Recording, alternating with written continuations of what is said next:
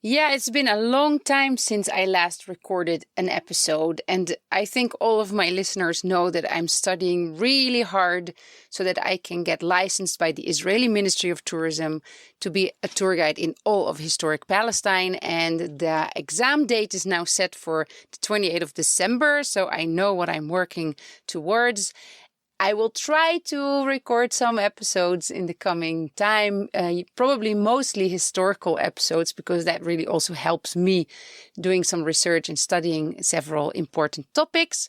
But in the meantime, past summer, I have also been working on a trilogy for Pax Palestine Podcast. Pax for Peace is an organization in the Netherlands that I have made podcast episodes for them before. And this time they asked me to do 3 episodes about their Civil Society for Dignity project that they do with local partners in Palestine.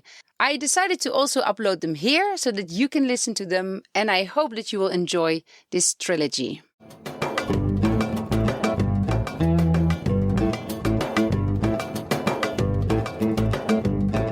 You are listening to the Pax Palestine Podcast, a podcast that features interviews with some of the local Palestinian partners of Pax, a peace organization based in the Netherlands.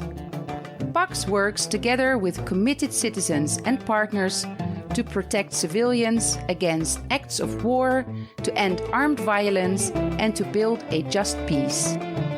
In Palestine, Pax supports local partners in building resilient communities, promoting human security and equality in the political, cultural and social domain, and in fighting the injustices resulting from the protracted occupation.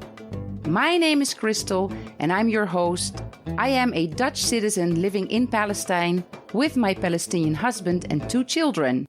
Besides running a cafe and a bar in Bethlehem, I produce a weekly podcast called Stories from Palestine. For Pax, I produced this special trilogy of interviews with the local partners that Pax supports.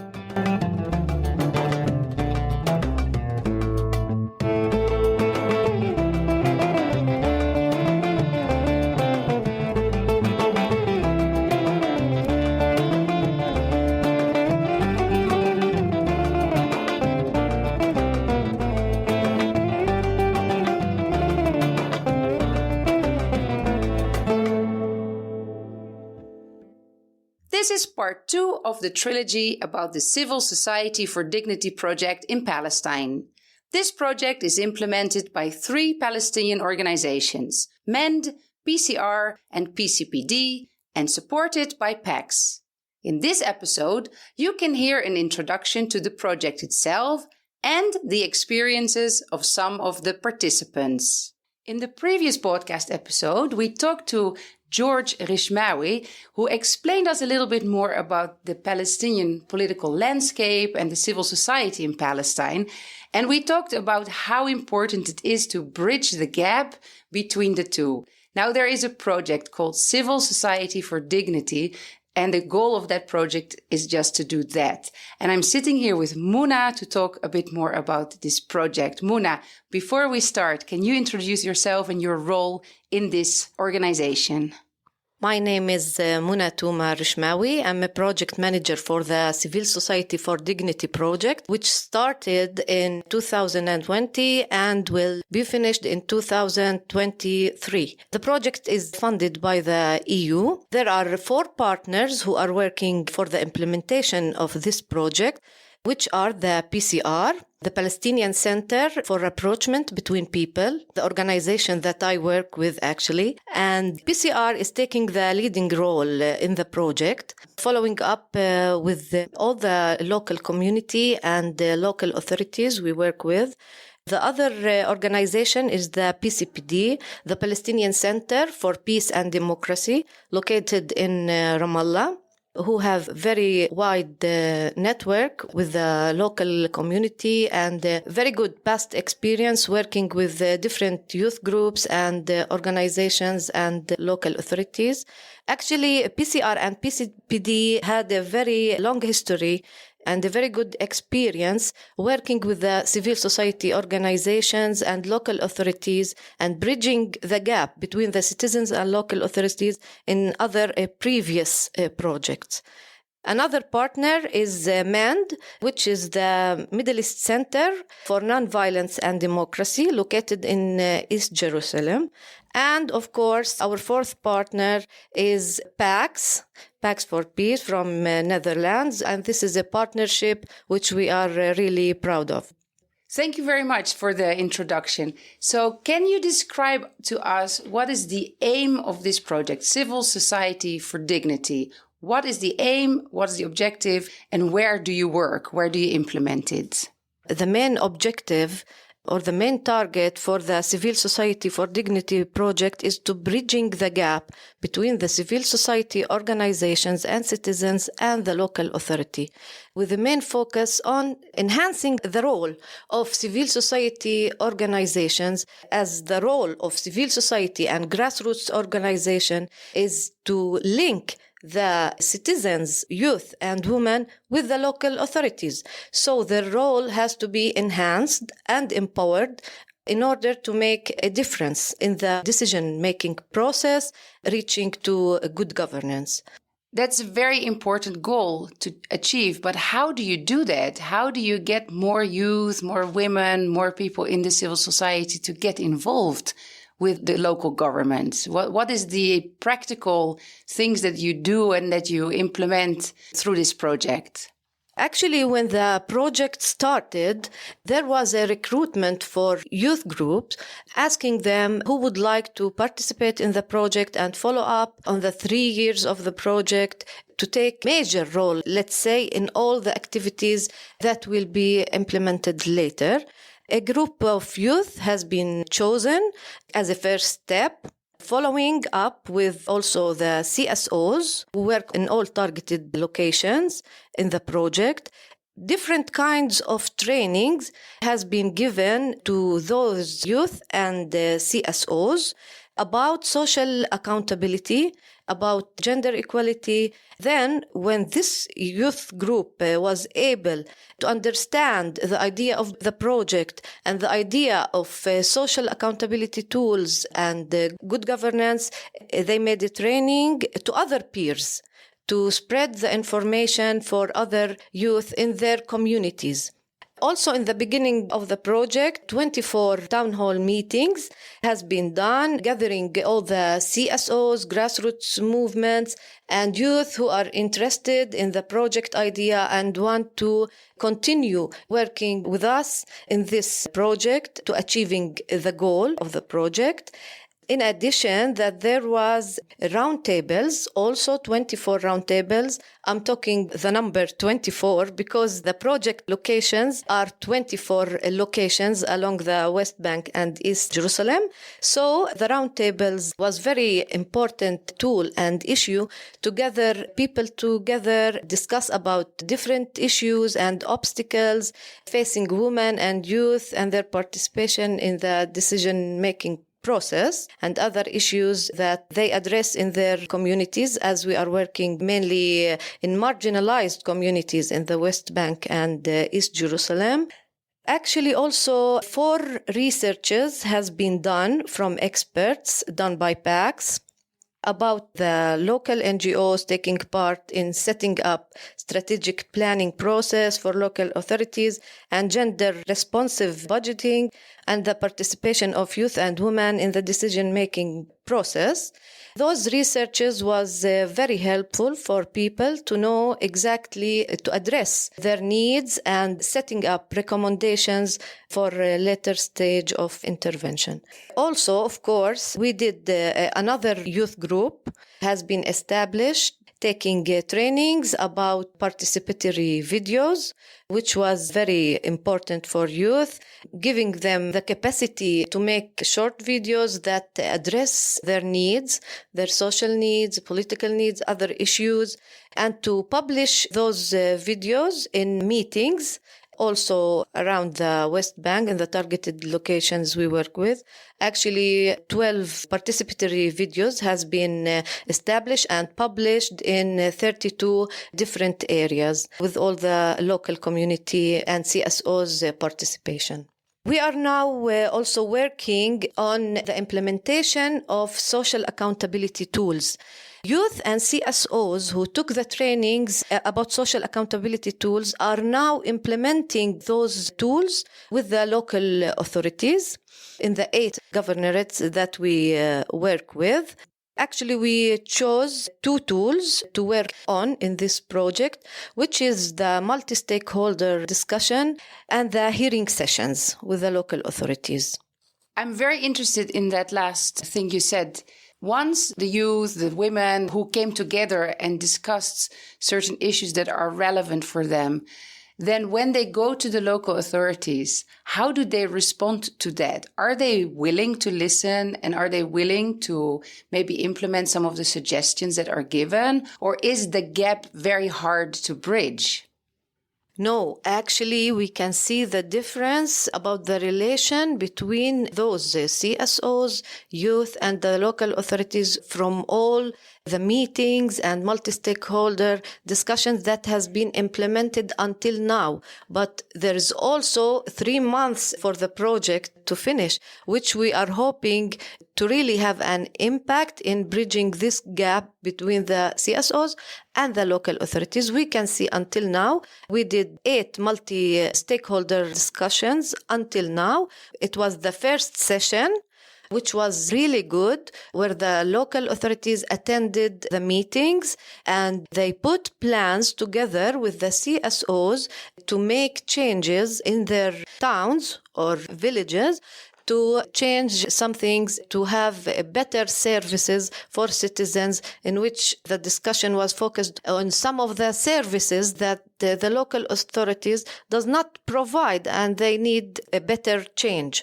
So until now, the local authorities are responsive. Can you give 1 or 2 very concrete examples of what came out of those meetings? What are the things that are really important for youth and women in Palestine that they want to change? What were some of the topics that came up in most of the meetings?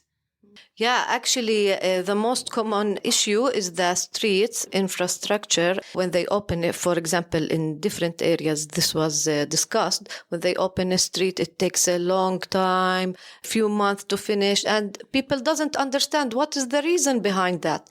So when they sit with the local authority, yeah, they explain it's because this, maybe other problems.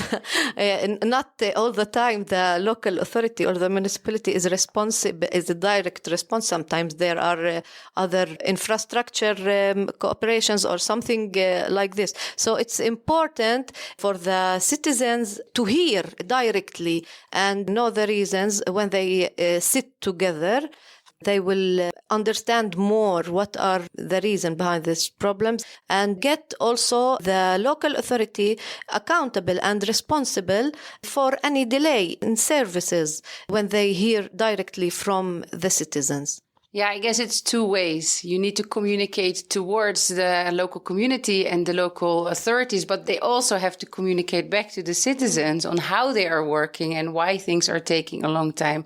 Because that's very often true, that we only can understand the other side if we communicate about it. Another issue that appeared in all the discussions actually is keeping the towns clean and discussing about how can citizens and the local authorities work together hand in hand to keep their towns clean, as there is a real problem in this issue in Palestine.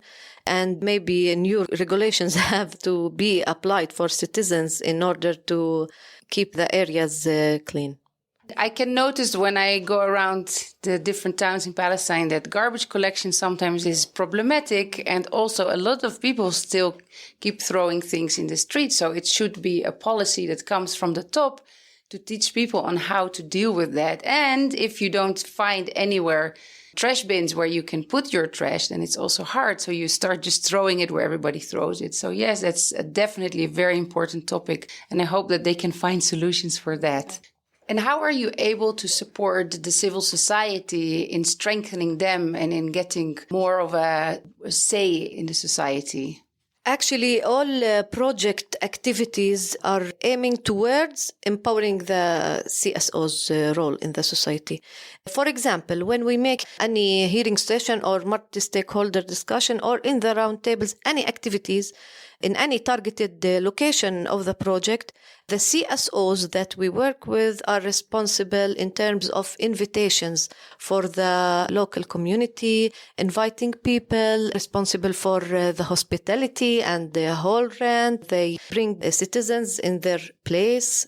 Also, throughout this project, there was what we call a third-party support, in which we help 8 different CSOs in 8 different locations who were active in their communities and have different ideas related to the project objectives to help them. It was like you can say a financial support for them to make different trainings or campaigns with different youth and women on different topics to enhance their role in their society. It was an important tool for giving them a better role in their societies. So you are now towards the end of the project, a few more months to go. How do you feel personally about it? I mean, when you started it, you had no idea where it was gonna end up. But if you look back and if you look at what has been achieved so far, how do you feel about this project, Civil Society for Dignity? Actually, in the beginning of any project, there were some concerns, of course. If this project will succeed, if people will respond to the project idea, if the local authorities will respond, you look at the obstacles that may face you. But actually, when work started on the ground, people was really motivated for the idea of this project. I think that this project gained a lot of success in the communities we work with. When we started the project, we worked with around 20 to 25 civil society organizations. Now, by the end of the project, we are targeting more than 35 civil society organizations and grassroots organizations who are always ready to attend the meetings, active and responsive with all project activities. Actually, we hope all the partner organizations that working with those CSOs that we build a very good relation based on trust in this project and with the different youth group we worked with will continue in the coming future and in other projects, hopefully. Thank you very much, Mona, for your introduction to the Civil Society for Dignity project. And then now we're going to listen to one of the young participants who participated in one of the projects to see what did she learn from it.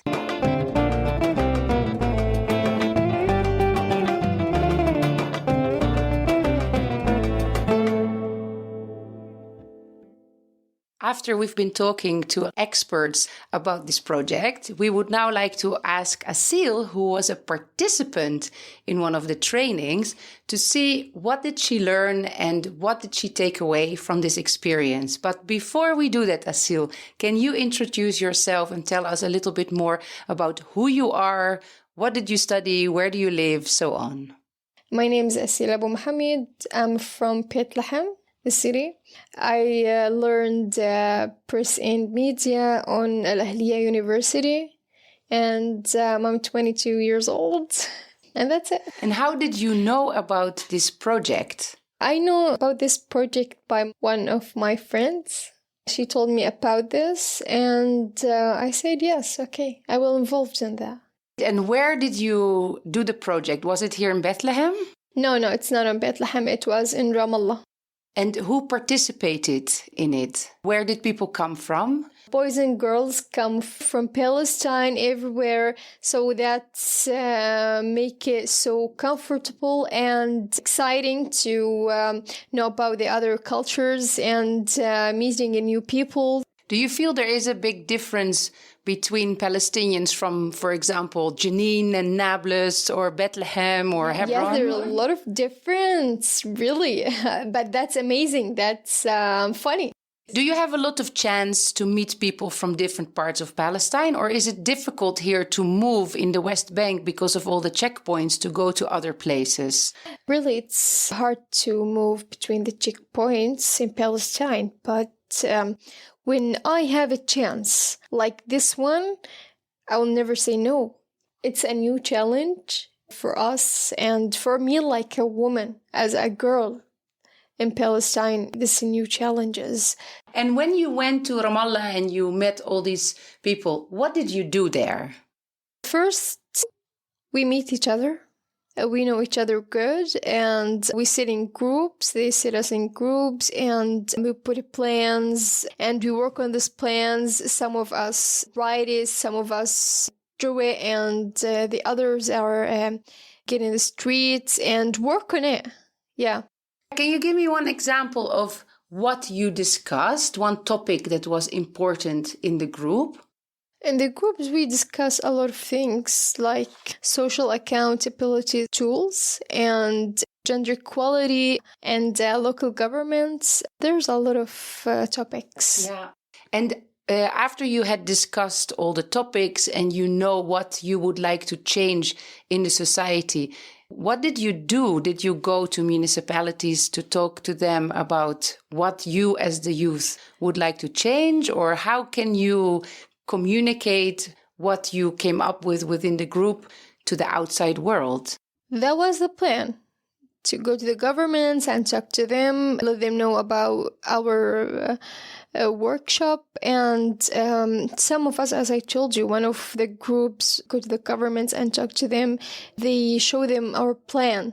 We wanted to improve the government, and that's really what we want. And let the women's work on it. I guess it's an important topic for you as a woman, that you would like to have more say in what is going on, because it seems that right now the majority of the Palestinians in governments and municipalities are men. Yeah, some of them men, so we want a woman also work. Let's say that if you had more influence in the local government, what would you change for women? There's a lot of things, really. But one of them, to let women lead. Yeah. Let them to work in far places. Like me, a girl, I have to work in Ramallah, and it's so far from Bethlehem. I should sleep there. So we had to face a lot of problems. Like my parents didn't want to allow me to sleep there. They scared about me because I'm a girl. So that's one of the things. If you had a choice of whatever you want to work, what would be your dream job? Before the dream job, I hope to leave this country. Oh! Not because of things, no. But just to live my life, to work on myself. So that means that what you are really missing is freedom. So if you could change anything in Palestine, it would be... Really? One of those freedoms, I hope to visit Jerusalem, Al-Masjid Al-Aqsa. And I can't, because I'm Palestinian. We had to go to checkpoints and make a paper to go to Jerusalem. So it's real difficult and hard. And Jerusalem is only 6 kilometers away. Yes. It's 20 minutes by bus. Yes, I can see Jerusalem on my windows. But I can't go there. No. Yeah. So there are some really big changes that have to be made within Palestine, within the political context. And this project is partially to really push the civil society to get involved with local government, and your participation in that project. What did it do for you? Like, how did it change you after you participated in this? What do you feel different now? It changed me a lot. They make me know another cultures from Palestine, meet people, as I told you before, and learn me how to respect time, and how to think, and how to share the others my thoughts, and to stand and speak, and the commitment also. That's really great, Aseel. I really hope for you that you will, in your future, be able to use the skills that you learned and that you will have a great future, whether it's in Palestine or abroad. But I wish you all the best and freedom. Thank you, Chris. Nice to meet you, wallah.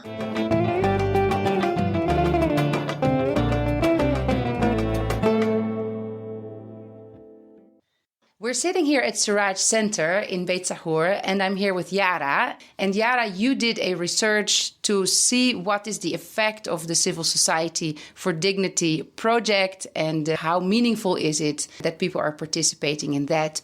Before we ask you more about the outcome of that research, can you introduce yourself? Hello, Christelle. Good morning, and thank you for having me here with you today. My name is Yara. I'm originally from Beit Jala, a city near Bethlehem, and I'm currently living in Jerusalem, in Beit Safafa. I'm originally a nurse, and I've continued my higher studies in sexual and reproductive health and rights in Edinburgh, the United Kingdom. I've worked in many international NGOs, and currently I'm working at Care International as a sexual and reproductive health project manager. I'm very much interested in the field of research related to any woman-related topics and youth and all of that. I conducted this research with a colleague. It was very interesting and we had so much fun. We met so many new people. We went to so many locations throughout the West Bank, the North, the Central and the South of West Bank. It was really good experience. Yeah, can you tell us a little bit more about what was it that you were asked to research and how did you go about it? How did you carry out this research? The main topic of our research was meaningful participation of women and youth in local governance. We shed a light on the importance of participation of women and youth in local governance.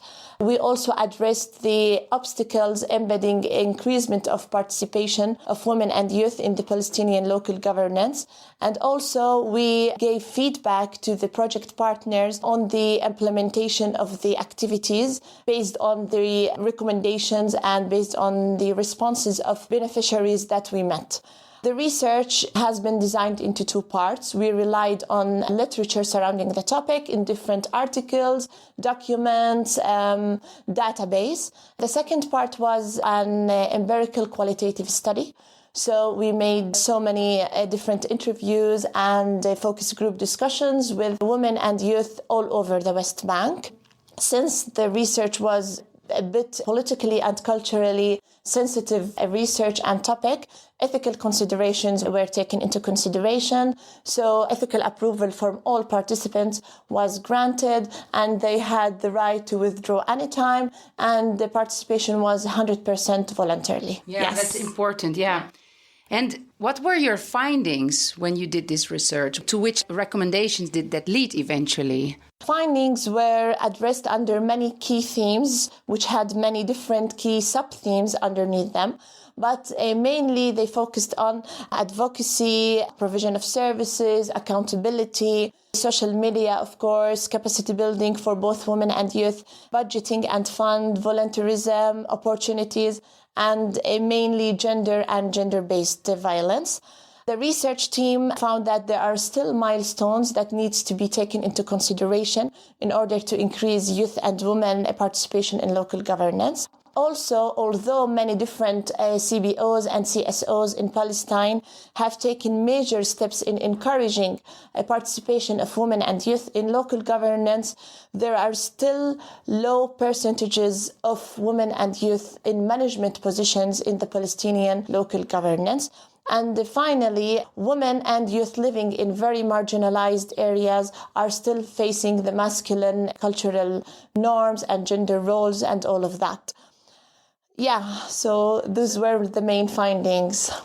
That means that you will probably have done some recommendations in order how to improve that. We'll talk about that, but maybe we should start seeing what were some of the successes, or do you have a success story where you say that this project really helped some of the youth or the women to participate more in the politics? The successes were not very much mentioned as much as the challenges, but I can recall one success story. When we met some women youth from the north of the West Bank, they were members of the youth council, And she said that I've learned a lot. We managed to be very active members in our society. And that was because of our family support. When our family supports us, we can do that. When I have a support from my mother and my father and my siblings, I can be whoever I am and I can do whatever I want to do. So that would be one of the recommendations, is not to only work with the youth and the women, but to actually work with all the society that they need to support when people are trying to stand up for their own benefits. So yeah, what were some of the other recommendations? We had so many recommendations for the research, but I can recall some of them. First, women and youth meaningful participation in local governance should be put on the national agenda of the country. The governments should demonstrate commitment to prioritizing the initiatives regarding this topic. Second, the Ministry of Education, with some work with the Ministry of Social Affairs, should take systemic steps in including this topic in both school curriculums and university syllabus. We need to raise awareness on the stigma and cultural beliefs regarding these topics by doing so many community-based awareness-raising activities targeted on both individual and community levels. We need to work on establishing financial policies and having partnerships with like-minded international and local organizations who are very much interested in such topics. We also need to strengthen the capacity of institutions, especially the local institutions, to prosecute cases of violence against women and youth. And finally, we need to work on creating economic opportunities and social cultural empowerment for women and youth in Palestine, which would build their resilience. And these recommendations, they went to the different participating organizations. Is that something that can also be forwarded to some of the governmental organizations? Yeah, of course, we can easily do that. Whenever you have a research, you have recommendations, we can, of course, with the approval from the project partners, we can use this information and share it with related governmental organizations that are interested in this kind of topic. Because eventually, if we want to see a change, then it needs to go from the civil society movement, it needs to go to the place where the government makes the decisions and changes can be made. Do you have an example of what interviewees mentioned regarding challenges when they are trying to participate? We had so many challenges when they mentioned during our work in the research. First of them is the political system constraints and the movement restrictions and access to services and all of that, especially for women and youth. Second, cultural context where women are seen as inferior to men and they don't have equal rights as men here in Palestine.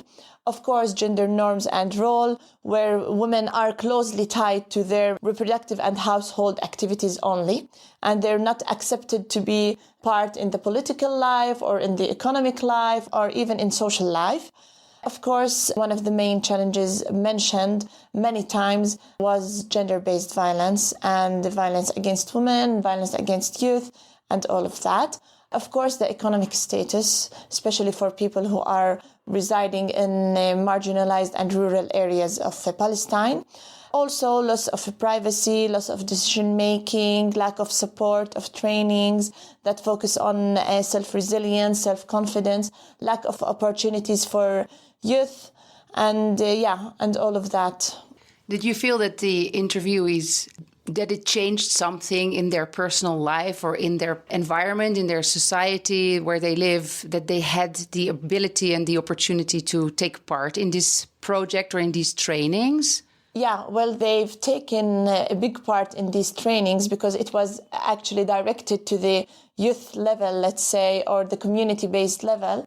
So, yeah, we felt that there were some success stories, there were some answers that, I participated in that activity, I feel better. I've shared my experiences with my family and they were like, that's perfect and all of that. So, The outcome of this research, you also had to present this, right, to some of the NGOs that they carry out this project and to others. Who did you present it to and what was the response of people to this research? Well, we presented it to the municipalities and women CBOs in different locations in the West Bank, the North, the Central, and the South of the West Bank.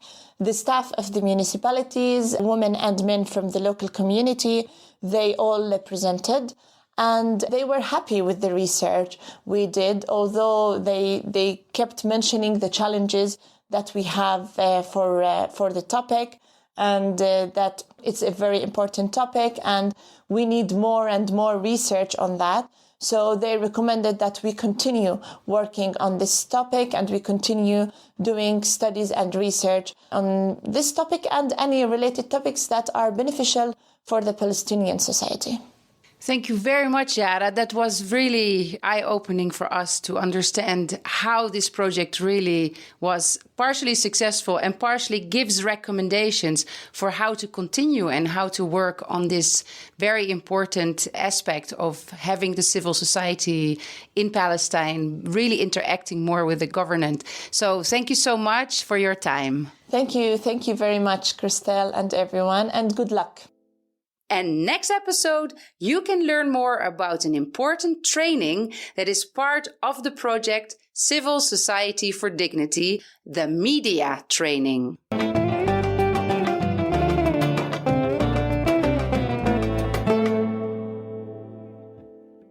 Thank you for listening to Pax Palestine Podcast.